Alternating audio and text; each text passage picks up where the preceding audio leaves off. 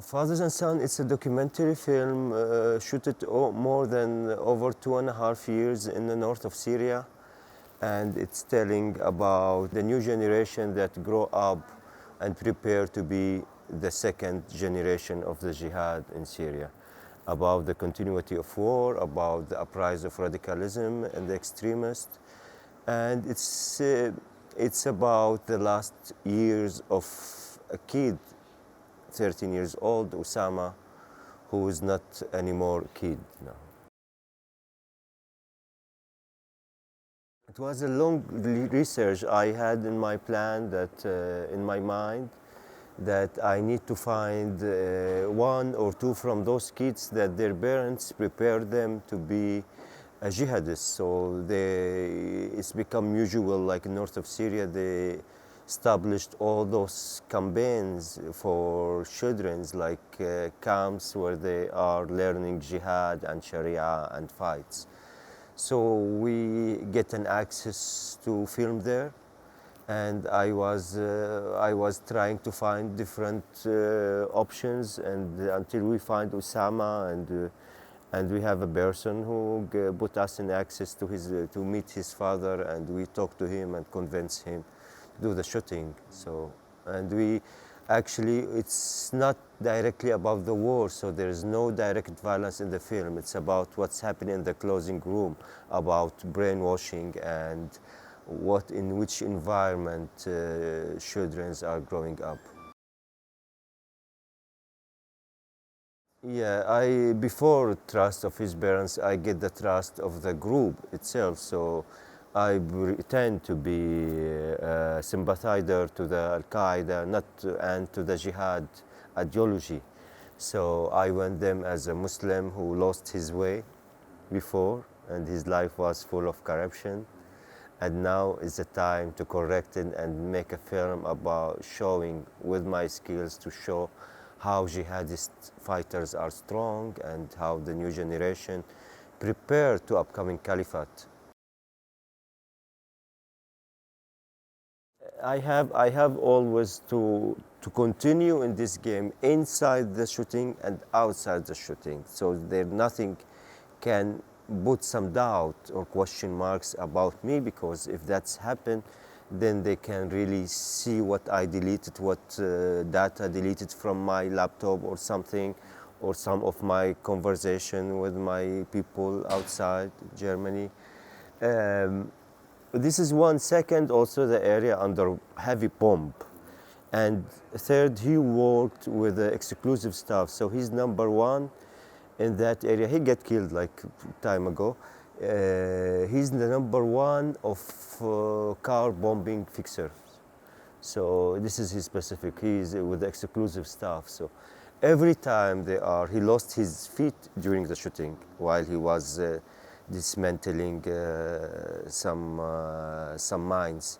So there are different layers and levels for dangerous, but this is my style in that time.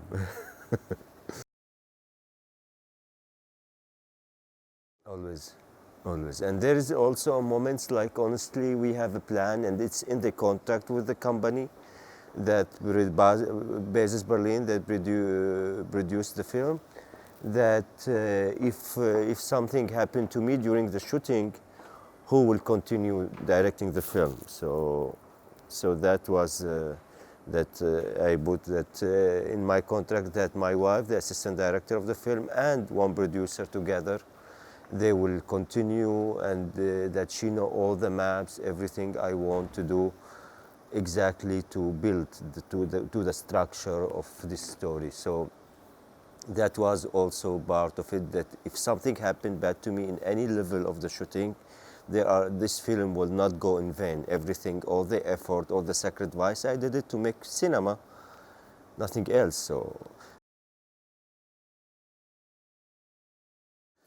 it's like the challenge. I say it always, we are in open war.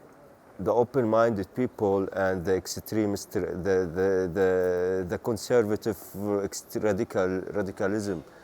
It's not just now. Especially in the Muslim world, we are the first victims. Women's, children's, artists, small sectors of different religions, they are always under their pressure. Look what happened to the Yazidi in Iraq. Look what's happened to a lot of people. The village I filmed with, it was the religion, it was Sufist, which Sufis, they are believed like this. Who built this civilization here, they are Sufi, you know, Muslim Sufi. And it wasn't that village Sufi, but during the war, they managed to change the thing. They are not anymore, they become all Salafist. And this is, for me, the most dangerous. I feel responsible as a Syrian, as an open-minded people, believe in freedom and all the positive values, that I have to go there to show, even without to criticize, because we do films, to show really how is dangerous thing it's happened. And it's not, I didn't want to make film just about Syria, because radicalism and extremist people are growing everywhere.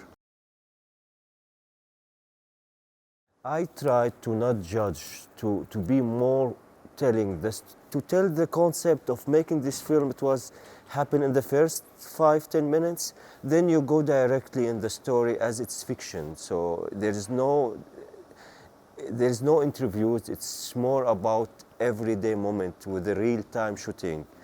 So this is why I follow those years, which that kid turned from innocent boy, brainwashed, and then you see him end up as a jihadist. To understand that the fight is not about people or groups, it's about ideology itself, and we should avoid this not to happen. We should save other generation to not take this path. So I try more to, like, I appear a little bit, few moments, but more like observers, more as a witness. It's impossible. Everything is possible, but to go, but not to stay alive. It depends what do you want from documentary to do, because like for many people like in opposition, they thought that because there is no, like in this film, there is no mentioning for Assad regime directly or for other issues, so they feel disappointed, some other people, and it's only about the childhood, so how he grow up, what he see, and what he learn, what is their motivation, to understand their motivation, understand to win them. If we didn't get their motivation and couldn't change societies to build it to be more open, more respecting for human rights, then what's happened in Syria can happen again in different places. So it's not the goal, not Syria itself, the goal, it's really the whole Arab and Muslim world.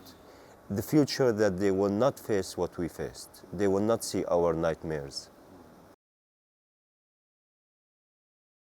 Because it can be connected to the spectator and audience directly. It's a personal story. He's a father, he loves his kid. At the same time, he sacrificed with him by sending him very young to fight.